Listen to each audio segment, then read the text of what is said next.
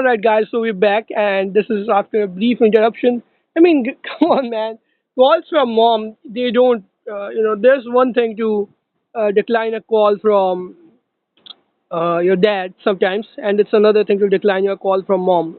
That's uh, recipe for calamity, right?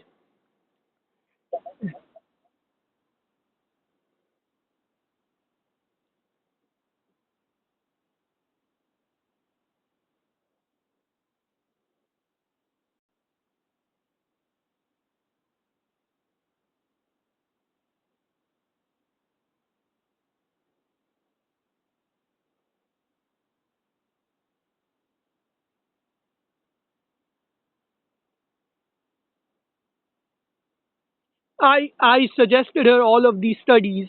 I suggested her all of these guys, Dan Ariely, who has done significant research into this. That shorter men have to make a lot more money. That the average man has to make three times the national income, average national income, to be seen as desirable as a man who's 5'11". We are not talking about women who are economically hostage. उसके लिए तो सबसे बड़ा study है यार. That's the biggest study is 180,000 sample size from those kind of countries. And yes, provision is the biggest factor in those countries.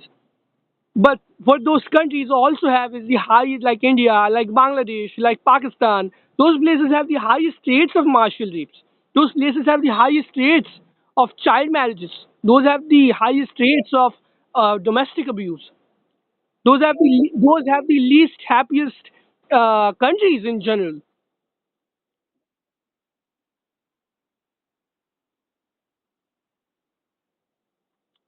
Fine, man. I may have read the spelling wrong. It's marital rape, whatever. Spouse. I'll just say spousal rape from now on.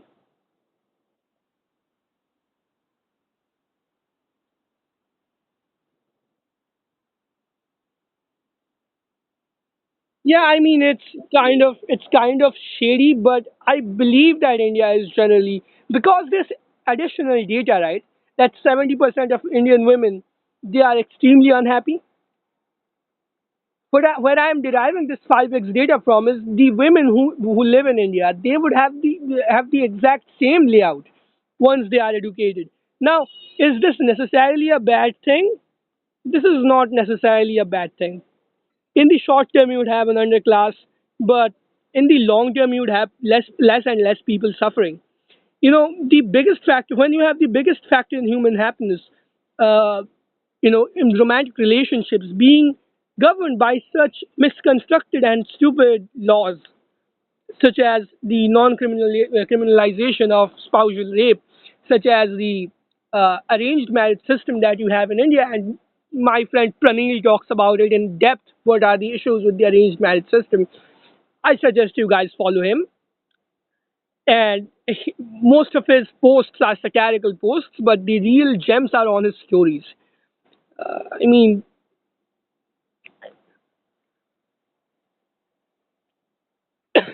of course, your choices may be limited, but if your choices are limited, then you would be unhappy. That's an objective fact.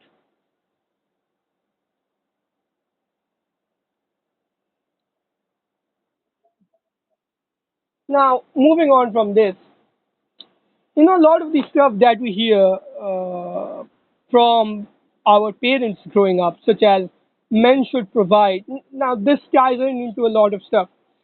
I was kicked out of a GC once, honestly, a few days ago.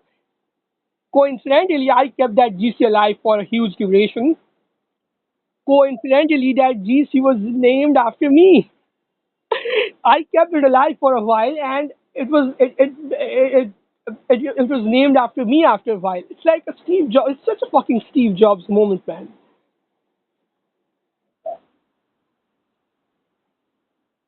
I know, man, but I knew this shit as well. Getting kicked out of a company or a GC that you kept alive, like whatever, man. That kind of shit only happens to Steve Jobs.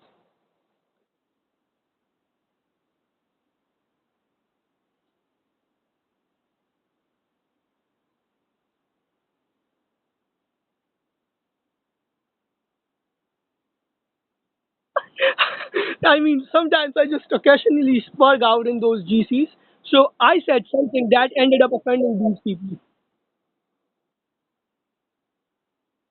Brother, I mean, it's occasional in the sense that I don't do that all day. I do that a few times a day. It's like going to the toilet a few times. All right, fuck this shit. I said, and there's proof behind this as well, that the R word, or and I didn't just say it about the R word, by the way. I said any kind of abuse that men or women go through in their adulthood. It's not some life-ending or life-changing, one-time abuse. I'm talking about one-off abuse instances, not living in constant states of depression and stuff like that.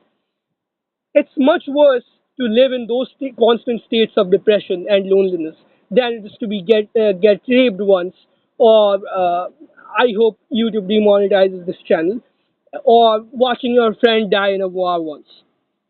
Human beings are simply much better prepared to deal with that kind of damage than with, let's say, continuing abuse. And I said that because some 3-4% of women get raped during their lifetime, and that doesn't mean that the average man doesn't live a more miserable life than the average woman. If anything, like, those women often recover, those women often have sympathy from society, those women often end up recovering. The suffering, maybe it doesn't go away, but yeah, let's say you have 9 out of 10 damage from rape or PTSDs, whatever it is. It might fall back to 2 over time. People show resilience to abuse most of the times. But that constant pain that a lot of guys live through, and guys have been taught, in a way, they have been conditioned to just assume that this pain is natural. We are taught, brother, it's just normal that men have to provide for women, while women don't really ask for provision for Jeremy from Jeremy Meeks, do they? They they teach us that women having, I mean, I know what you're going to say, but that, Dr. Man, it's true for 95% of men. The issue is, yes, while it might be true for 95% of men, 95% of men, indeed, they exert themselves so much that they live 7 years less than women. I know that testosterone senesces the body faster, right? But it shouldn't be that huge of a difference. It simply shouldn't be that huge of a difference.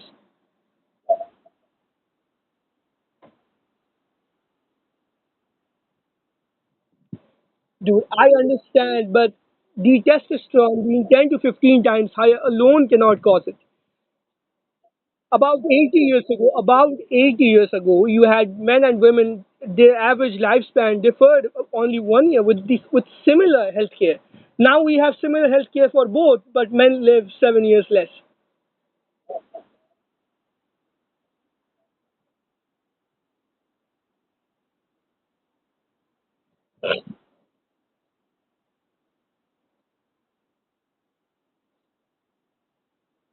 So I'm not talking about that. I'm talking about people who genuinely live long lives. I'm talking about this.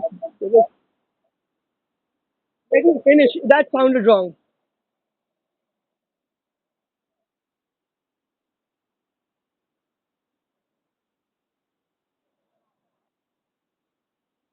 Now that was not every house, dude. That wasn't every house.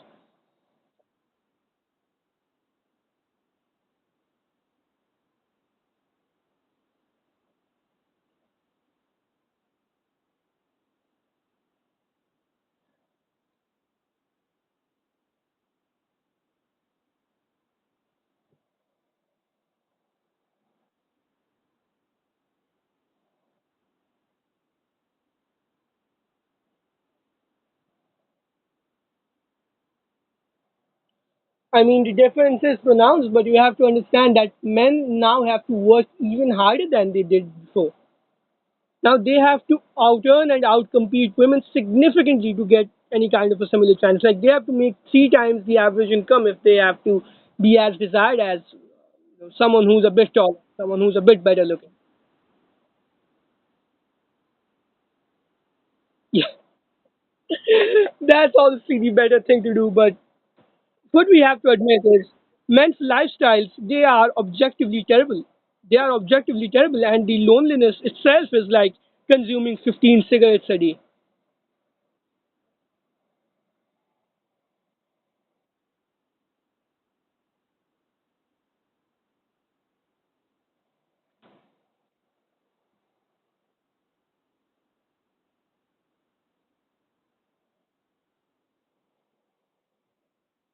So these guys, they would be grinding and hustling their lives away, trying to make that much money for a woman who probably doesn't even like them.